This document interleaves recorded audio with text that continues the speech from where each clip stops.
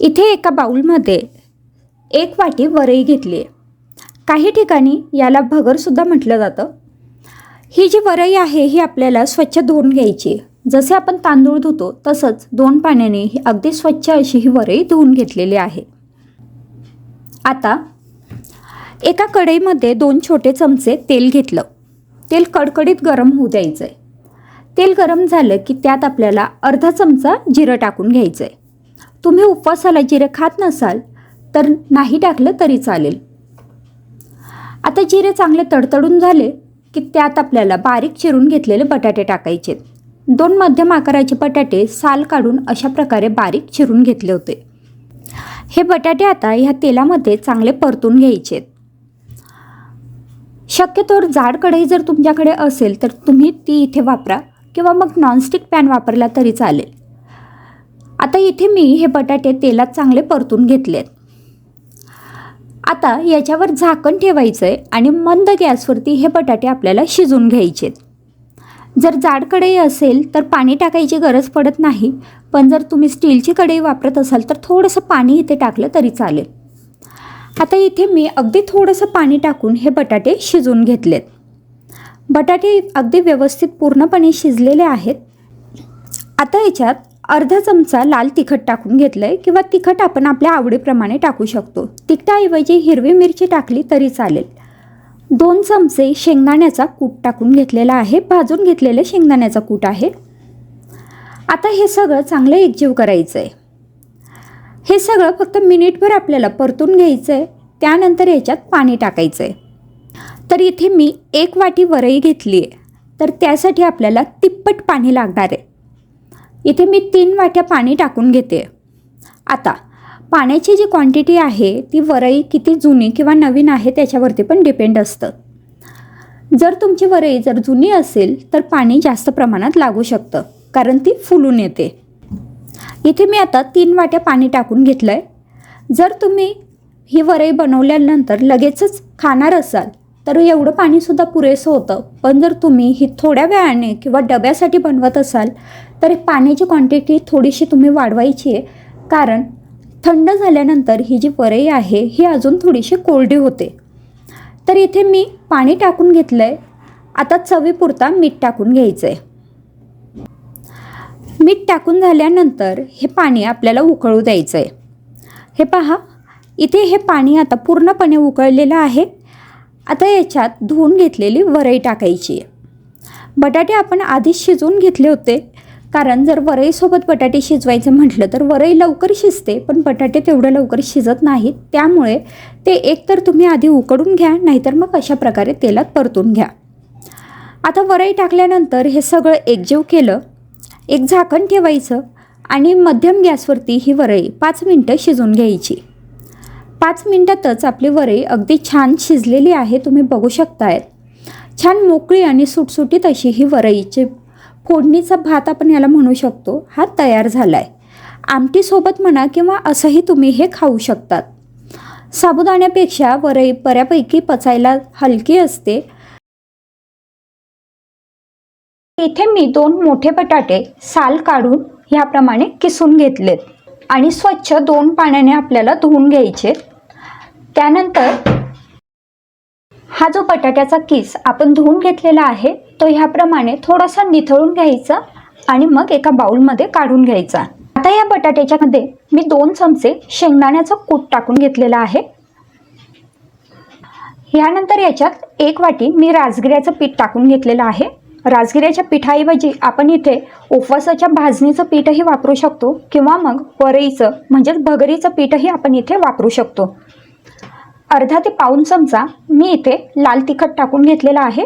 ह्याऐवजी तुम्ही हिरव्या मिरचीचे कापही इथे टाकू शकता किंवा मग हिरव्या मिरचीची आलं घातलेली पेस्टही वापरू शकतात. चवीपुरता मीठ इथे टाकून घ्यायचं आहे आणि त्यानंतर 2 चमचे मी इथे दही टाकून घेतलेलं आहे. दही ऑप्शनल आहे, आपल्याकडे अवेलेबल असेल आणि आवडत असेल तर आपण इथे वापरू शकतो. आता हे सगळं टाकून झाल्यानंतर आपल्याला हे व्यवस्थित मिक्स करून घ्यायचं आहे आणि याचा आपल्याला छान गोळा बनवून घ्यायचा आहे. जसं आपण एरवी थालीपीठांसाठीचं पीठ बनवतो म्हणजेच ते पीठ मळतो त्या पद्धतीनेच आपल्याला याचा गोळा बनवून घ्यायचा आहे, हे पीठ मळून घ्यायचं आहे। आता हे पीठ मळताना आपल्याला पाणी वापरायची गरज पडत नाही, कारण बटाट्याला पाणी सुटतं आणि त्यामुळे व्यवस्थित गोळा तयार होतो। तुम्ही बघू शकतायत ह्या पद्धतीने हा गोळा मी इथे तयार करून घेतलेला आहे। आता याच्यात मी 2 चमचे तेल टाकून घेते। तेल टाकल्यामुळे आपले थालीपीठ छान सॉफ्ट होतात, तसंच थोडासा खरपूसपणा येण्यासाठी पण मदत होते। तर अशा पद्धतीने थालीपीठांसाठीचं हे पीठ तयार आहे। आता याचे मी प्रमाणात 4 भाग करून घेते। अशा पद्धतीने मी इथे हे 4 भाग करून घेतलेले आहेत। आता इथे एका ताटावरती मी स्वच्छ सुती कापड घेतलेलं आहे, जे मी ओलं करून घेतलंय आणि ह्या कापडावरती अशा पद्धतीने थोडंसं पाणी टाकून घ्यायचं आहे। आता आपण जे थालीपीठांसाठीचा गोळा बनवून घेतलेला होता तो मी घेतलाय आणि ह्या पद्धतीने ह्या सुती कापडावरती मी हा गोळा थापून घेते। हा गोळा थापताना अधूनमधून आपण हाताला पाणी लावू शकतो। पाणी लावून मग हा गोळा थापायचा आणि कापडावर आपण जेव्हा हे थालीपीठ बनवतो तर थालीपीठ अगदी छान पातळ तयार होतं, ते तुटत नाही आणि बनवायला अतिशय सोपं जातं। अशा पद्धतीने बोटांच्या मदतीने हे थालीपीठ आपल्याला पसरवत जायचं आहे आणि छान थापून घ्यायचं आहे। तुम्ही बघू शकतायत अशा पद्धतीने आपण थालीपीठ इथे छान थापून घेतलेलं आहे। छान पातळ असं थालीपीठ इथे तयार झालंय। आता हे आपण छान भाजून घेऊ। त्यासाठी इथे मी तवा गरम करायला ठेवला होता। तुमच्याकडे नॉनस्टिक पॅन असेल तर तुम्ही तो इथे वापरू शकता। मी आपला जो नेहमीचा पोळ्या बनवायचा तवा असतो त्याच्यावरच हे थालीपीठ बनवणार आहे। तर त्यासाठी मी तवा गरम झालाय आणि त्याला थोडंसं तेल लावून घेतलंय। यानंतर जे थालीपीठ मी रुमालावरती थापून घेतलं होतं ते अशा पद्धतीने तव्यावर टाकून घेतलंय आणि अगदी अलगद हाताने तो रुमाल मी काढून घेतलेला आहे। आता मध्यम गॅसवरती हे थालीपीठ छान भाजून घ्यायचं आहे। थोडंसं सुरुवातीला अगदी हलक्या हाताने हे उलटायचं, नाहीतर मग ते तुटू शकतं। अशा पद्धतीने आता हे थालीपीठ मध्यम गॅसवरती दोन्ही बाजूंनी मी छान खरपूस असं भाजून घेणार आहे। मी सुरुवातीलाच फक्त तव्याला तेल लावून घेतलंय आणि नंतर मी इथे तेलाचा वापर करणार नाहीये, पण जर तुम्हाला आवडत असेल तर तुम्ही इथे पुन्हा थोडंसं तेल थालीपीठावर बाजूने सोडू शकतात, जेणेकरून ते अजून छान खरपूस होईल। अशा पद्धतीने दोन्ही बाजूंनी छान आलटून पालटून मी हे थालीपीठ भाजून घेतलेलं आहे। तुम्ही बघू शकतायत किती सुंदर रंग याला आलेला आहे, चवही अगदी भन्नाट लागते। हे साबुदाणा वडे बनवण्यासाठी इथे एका बाउलमध्ये मी 2 वाटी साबुदाणे घेतलेत। 2 मोठ्या आकाराच्या वाट्या भरतील एवढे भिजून घेतलेले साबुदाणे आहेत। रात्रभर साबुदाणे पाण्यात भिजून घेतलेले आहेत आणि एवढ्या साबुदाण्यांमध्ये साधारण 15 ते 17 वडे आपले बनतात। आता ज्या वाटीने साबुदाणे घेतले त्याच वाटीने पाव वाटी मी शेंगदाण्याचा कूट घेतला आहे। भाजून घेतलेले शेंगदाणे मिक्सरमधून थोडेसे जाडसर असे फिरवून घेतले। तर हा शेंगदाण्याचा कूट इथे टाकून घेतला। त्यानंतर 2 मध्यम आकाराचे बटाटे सुद्धा याच्यात टाकून घेतले। हे उकडून घेतलेले बटाटे आहेत, ज्याचं साल काढून घेतलंय। बटाटे टाकून घेतल्यानंतर चवीपुरता मीठ टाकून घेतलं। आता याच्यात लिंबाचा रस टाकून घ्यायचा। तर 1 चमचा भरेल एवढा लिंबाचा रस आहे, किंवा मग अर्धा लिंबू इथे पिळून घेतला तरी चालेल। तर इथे मी लिंबाचा रस टाकून घेतला, त्यासोबतच 1 चमचा साखर टाकून घेतली, छान गोड आंबट चव यावी यासाठी। आता 1 चमचा याच्यात ठेचून घेतलेली हिरवी मिरची टाकून घेतली आहे। तर 3-4 हिरव्या मिरच्या मिक्सरमधून फिरवून घेतल्या होत्या आणि त्याचा 1 चमचा भरेल एवढे इथे मी हिरव्या मिरचीचा हा जो ठेचा आहे तो इथे टाकून घेतला। तर हिरवी मिरची आपण आपल्या आवडीप्रमाणे कमी जास्त करू शकतो, किंवा मिरची किती तिखट आहे याच्यावरही तुम्ही मिरचीची क्वांटिटी ठरवू शकतात। त्यासोबतच इथे तुम्ही जिरे वापरू शकतात, जर उपवासाला तुम्ही जिरं खात असाल तर। त्यासोबत कढीपत्ता किंवा मग कोथिंबीर, काही जणांकडे कढीपत्ता कोथिंबीर उपवासाला चालते तर ते इथे वापरले तरी चालेल। तर आता हे सगळं छान एकजीव करून घेतलं। बटाटा चांगला कुस्करून घ्यायचा आणि हे सगळं मिश्रण छान एकजीव करायचं। हे पहा, हातावरती असं याचा गोळा तयार व्हायला पाहिजे असं मिश्रण आपल्याला इथे वड्यांसाठी लागणार आहे। तर आपलं हे वड्यांसाठीचं पीठ तयार आहे। आता याचे वडे थापून घेऊ। तर वडे थापण्यासाठी हाताला तेल लावून घेतलं। त्यानंतर एक छोटा गोळा घेतला, तो हातावरती आपण लाडू बनवतो त्या पद्धतीने गोल बनवून घ्यायचा आणि मधोमध अगदी हलक्या हाताने प्रेस करायचा. छान त्याला चपटा आकार आपल्याला द्यायचा आहे. काठसुद्धा तुम्ही त्याचे छान गोल करून घेऊ शकतात. तर हे पहा, खूप जास्त जाड किंवा खूप जास्त पातळ असा वडा बनवायचा नाही. मध्यम आकाराचा असा हा वडा मी इथे बनवून घेतला आहे, तुम्ही बघू शकताय. तर अशा प्रकारे हा साबुदाण्याचा वडा मी इथे बनवून घेतलेला आहे आणि ह्याच पद्धतीने मी बाकी सगळे वडे इथे तयार करून घेते. तर जसं मी सांगितलं की एवढ्या पिठामध्ये म्हणजे 2 मोठी वाटी भिजवलेल्या साबुदाण्यांमध्ये जवळपास 15 ते 17 वडे होतात. पण आपण किती मोठे किंवा छोटे वडे बनवतो आहे त्यावरती ही क्वांटिटी डिपेंड आहे. तर अशा प्रकारे मी हे सगळे वडे इथे तयार करून घेतलेत. तुम्ही बघू शकतायत किती सुंदर हे वडे दिसत आहेत. तर इथे आपले वडे बनवून झालेत, हे आपण आता तळून घेऊ. हे वडे तळण्यासाठी कढईमध्ये तेल गरम करून घेतलं. सुरुवातीला तेल अगदी कडकडीत गरम करायचं. त्यात आपण बनवलेले साबुदाणा वडे टाकायचे आणि त्यानंतर गॅसची फ्लेम कमी करायची. लो टू मिडियम फ्लेमवरती आपल्याला हे वडे छान तळून घ्यायचे. आता तेलात वडे टाकल्यानंतर 1 मिनिट आपल्याला वड्यांना अजिबात हात लावायचा नाही आहे. तर हे 1 मिनिट मध्यम ते मंद गॅसवरती छान तळून होऊ द्यायचे. त्यानंतर आपल्याला चमच्याने हे छान पलटून घ्यायचे. तर असंच उलटून पालटून आपल्याला हे वडे मध्यम गॅसवरती तळून घ्यायचे. तर मध्यम गॅसवरती 2 ते 3 मिनटं हे वडे तळल्यानंतर गॅसची फ्लेम हाय करायची.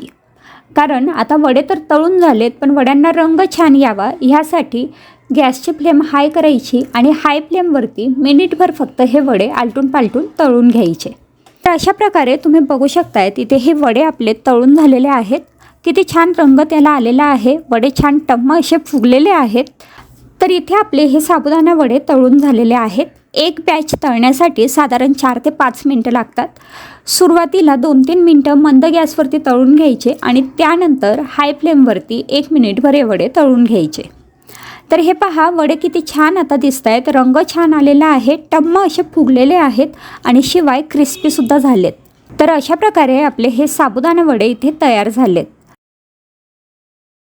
हा बटाटा वडा बनवण्यासाठी इथे मी 3 ते 4 बटाटे घेतलेत. हे बटाटे आपल्याला उकडून घ्यायचे आणि उकडून झाल्यानंतर ह्या पद्धतीने हे कुस्करून घ्यायचे. तर तुम्ही बघू शकताय तिथे मी हे बटाटे व्यवस्थित मॅश करून घेतलेत. आता एका कढईमध्ये एक छोटा चमचा तेल घ्यायचं आहे. तेल गरम झाल्यानंतर त्यात अर्धा चमचा जिरं टाकायचं. जिरं चांगलं तडतडलं की मग याच्यात आलं आणि हिरवी मिरचीची पेस्ट टाकून घ्यायची. आता ही आलं आणि हिरवी मिरचीची पेस्ट या तेलामध्ये चांगली परतून घ्यायची. ही पेस्ट व्यवस्थित परतून झाली की मग आपण जे बटाटे कुस्करून घेतलेले होते ते इथे टाकून घ्यायचे. त्यानंतर चवीपुरता मीठ टाकायचं आहे आणि हे सगळं छान एकजीव करून घ्यायचं आहे. आता मध्यम गॅसवरती हे आपल्याला एक 2 ते 3 मिनटं छान परतून घ्यायचं आहे. या पद्धतीने आपलं आता बटाट्या वड्यांसाठीचं जे सारण आहे ते तयार झालं आहे. सारण थोडंसं गार झालेलं आहे. आता आपण याचे छोटे छोटे गोळे तयार करून घेऊ. तर ह्या पद्धतीने लिंबाच्या आकाराचे मी याचे छोटे छोटे गोळे तयार करून घेतले. आता एका भांड्यामध्ये मी 1 वाटी राजगिरा पीठ घेतलं आहे आणि पाव वाटी भगरीचं म्हणजे वरईचं पीठ घेतलं आहे. यात अर्धा चमचा लाल तिखट टाकून घेतलं आहे. चवीपुरता मीठ टाकून घेतलं आहे आणि हे सगळं छान एकजीव करून घ्यायचं आहे. आता थोडं थोडं पाणी टाकायचं आणि आपलं भजींचं पीठ असतं त्या पद्धतीने याचं बॅटर बनवून घ्यायचं आहे. पाणी टाकताना सुरुवातीला अगदी थोडंसं टाका. थोडं थोडं करत पाणी टाकायचं, नाहीतर हे राजगिऱ्याचं पीठ लवकर पातळ होतं. हे पहा, अशा पद्धतीने हे थोडंसं घट्ट असं बॅटर मी तयार करून घेतलं आहे. ह्यानंतर आपण जे बटाट्याचे गोळे तयार करून घेतलेले होते ते या बॅटरमध्ये टाकायचे आणि चमच्याच्या साहाय्याने याला सगळ्या बाजूने ते बॅटर लागेल ह्या पद्धतीने बुडवून घ्यायचे. आणि आता बॅटर लावलेला हा गोळा आपल्याला तळून घ्यायचा आहे. तर कढईमध्ये तेल गरम करायला ठेवायचं. तेल पूर्णपणे कडकडीत गरम झालं की मग याच्यात हा बटाटा वडा सोडायचा. त्यानंतर गॅसची फ्लेम मिडियम करायची आणि मिडियम गॅसवरती हा बटाटा वडा छान तळून घ्यायचा. हाय फ्लेमवरती हा वडा तळू नका, नाहीतर मग तो वरून करपेल आणि आतमध्ये कच्चाच राहील. मीडियम फ्लेमवरती तळायचा, पण बटाटा वडा जेव्हा आपण तेलात सोडू तर तेव्हा गॅसची फ्लेम हाय असायला पाहिजे, नाहीतर मग हा वडा खूप जास्त तेल शोषून घेतो. गुलाबजाम बनवण्यासाठी सगळ्यात आधी आपण पाक बनवून घेऊ. त्यासाठी एका भांड्यामध्ये 1 वाटी साखर घेतली. साखरेमध्ये अर्ध ते पाऊण वाटी पाणी टाकून घेतलं आणि आता याचा पाक बनवून घ्यायचा आहे. तर साखर पूर्णपणे वितळून पाक उकळायला लागला की त्यात 2 ते 4 केशरच्या काड्या टाकायच्या आणि एक 5 मिनटं मध्यम गॅसवरती हा पाक उकळून घ्यायचा. त्यानंतर इथे मी काही रताळू घेतलेले आहेत. हे रताळू आपल्याला वाफवून घ्यायचे. हे वाफवलेले रताळू मी एका भांड्यात काढून घेतले आणि ते आपल्याला कुस्करून घ्यायचे. हे पहा, ह्या पद्धतीने हे रताळू मी मॅश करून घेतलेत. आता याच्यात आपल्याला दूध पावडर टाकायची आहे. तर साधारण अर्धी ते पाऊण वाटी मी इथे दूध पावडर घेतली आहे. ही दूध पावडर जिच्यात साखर नसते ती वापरायची. पुन्हा मी अर्धी वाटी दूध पावडर यात टाकून घेतलेली आहे, म्हणजे टोटल आपण 1 वाटी दूध पावडर याच्यात टाकून घेतली आहे. त्यासोबतच 2 चमचे आपल्याला याच्यात राजगिऱ्याचं पीठ टाकून घ्यायचं आहे आणि हे सगळं छान एकजीव करायचं आहे. याचा आपल्याला डो तयार करून घ्यायचा आहे, जेणेकरून आपण ह्याचे गुलाबजाम वळू शकू. तर हे पहा, इथे हा जो डो आहे हा तयार झालेला आहे. आता आपण थोडंसं याच्यात तूप टाकणार आहोत. अर्धा चमचा किंवा 1 चमचा तूप याच्यात टाकायचं. त्यानंतर हे सगळं पुन्हा छान एकजीव करायचं आणि हे पहा, छान असं सॉफ्ट होईल इथपर्यंत हे मळून घ्यायचं आहे. तर आता हा डो तयार झालेला आहे. आता आपण याचे छोटे छोटे गुलाबजाम तयार करून घेऊ. तर आपले जे नॉर्मल शेपचे गुलाबजाम असतात तसे तुम्ही इथे तयार करू शकतात, किंवा तुम्हाला जर लांबुळके आवडत असतील तर लांबुळके गुलाबजाम तयार करू शकता. तर आता हे गुलाबजामचे जे गोळे आहेत ते इथे तयार झालेले आहेत. आता हे आपण तळून घेऊ. गुलाबजाम तळण्यासाठी मी इथे तुपाचा वापर केलेला आहे. तूप चांगलं गरम झालेलं आहे. त्यानंतर याच्यात मी हे गुलाबजामचे जे गोळे होते ते टाकले. गॅसची फ्लेम अगदी लो केली आहे आणि लो फ्लेमवरती आता हे गुलाबजाम आपल्याला छान तळून घ्यायचे आहेत. गुलाबजाम तळत असताना ह्या पद्धतीने हे सतत हलवत राहायचे, जेणेकरून सगळ्या बाजूने हे व्यवस्थित एकसारखे तळले जातील. तर हे पहा, गुलाबजाम इथे तळून झालेले आहेत. आता हे सगळे गुलाबजाम आपण जो पाक तयार करून घेतलेला होता त्यात मी टाकून घेतलेत. छान एकजीव करायचे आणि त्यानंतर एक 15 मिनटं हे या पाकातच व्यवस्थित मुरू द्यायचे.